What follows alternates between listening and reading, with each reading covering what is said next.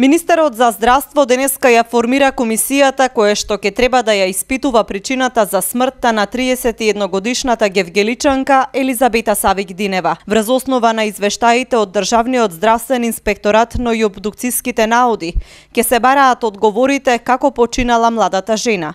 Од инспекторатот велат дека вчера биле во контрола на Општа болница Гевгелија, но и на матичниот лекар што ја водел бременоста на Динева. Ја разбирам вознемиреноста која со било каков податок, поготово ако е спекулација, може да ја вознемири јавноста, поготово од тој регион.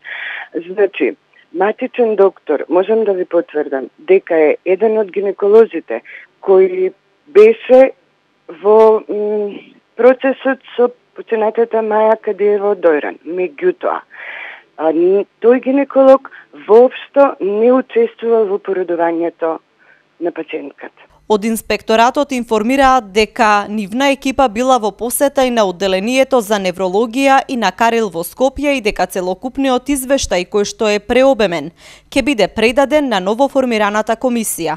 Што значи дека комисијата ќе го добие целиот материјал и околку има потреба ќе се повтори одредена посета на одредени единици каде престојувала родилката. Семејството на починатата се сомнева дека е направен лекарски пропуст во Гевгелиската болница и негираат дека Елизабета имала епилептични напади порано.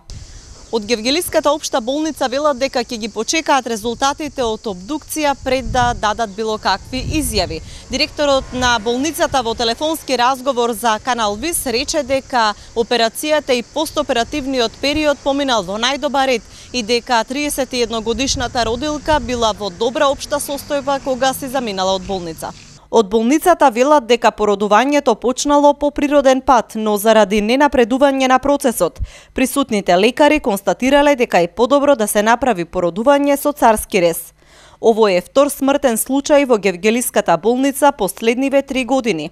Во октомври 2015 година, при породување со царски рез почина дојранчанката Маја Кадиева и нејзиното бебе.